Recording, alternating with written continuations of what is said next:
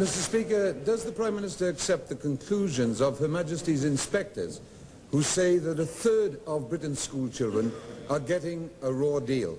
Doesn't she consider that to be a damning indictment of her government?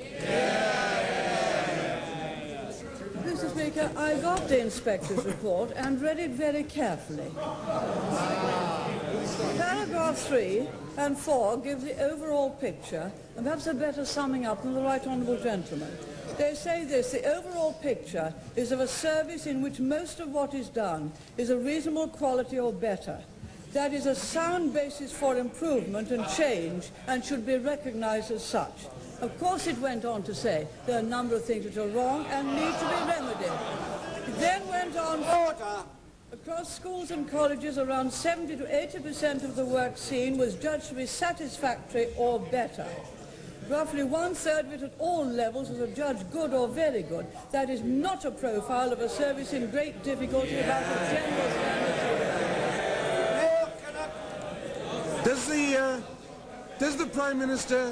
Does the Prime Minister realise what she's really saying? That because in two-thirds of cases things are not bad, it somehow justifies the fact that in a third of cases they're lousy.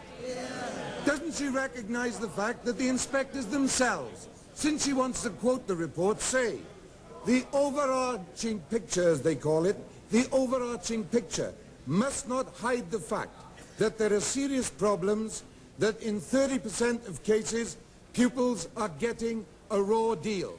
If she's going to try to get at the truth, why doesn't she go for the whole truth? Mr. Speaker, I read out the general view. The words I used were the inspectors and not mine.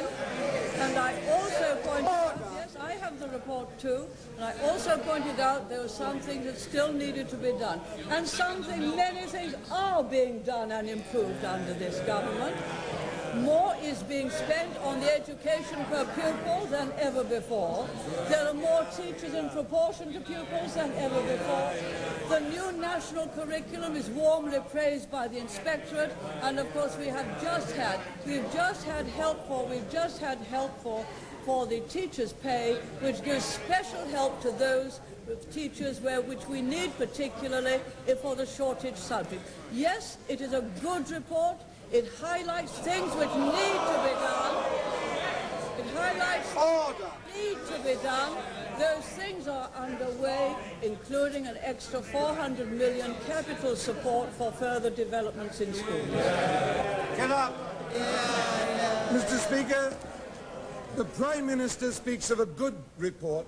It just shows how very easily she is satisfied with the mistreatment of other people's children in education.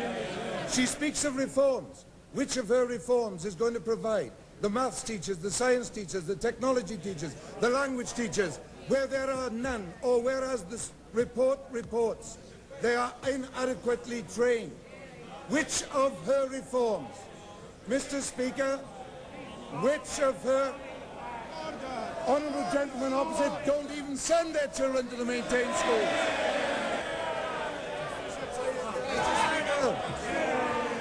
Which of the reforms?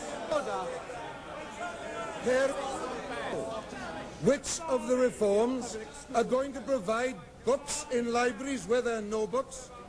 Are going to provide equipment in laboratories where there is no equipment? Which of the reforms are going to raise the morale of the teaching force? Stop the buildings crumbling? Which of those reforms, Mr. Speaker? Mr. Speaker, 85% effective. Which of those reforms are going to stop the children of this generation being failed and the children of this generation's future being betrayed? Well, Mr. Speaker, I'm glad the inspectors faced their task more calmly than the Right Honourable Gentleman.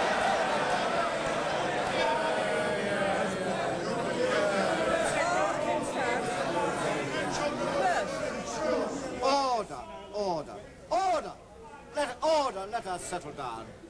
The Prime Minister. More money is being spent per pupil in real terms than ever before. There are more teachers in proportion to children than ever before. There is a very good new teachers' pay settlement which will help to get those teachers who are in short supply in particular subjects. There's a new national curriculum, and the inspector's report says across schools of all types the implementation of the national curriculum is beginning to bring about general and specific improvements. The majority of primary schools visited had suitable and reasonably well-maintained accommodations. Yes, of course there are still things to be done. There always will be as higher and higher standards come.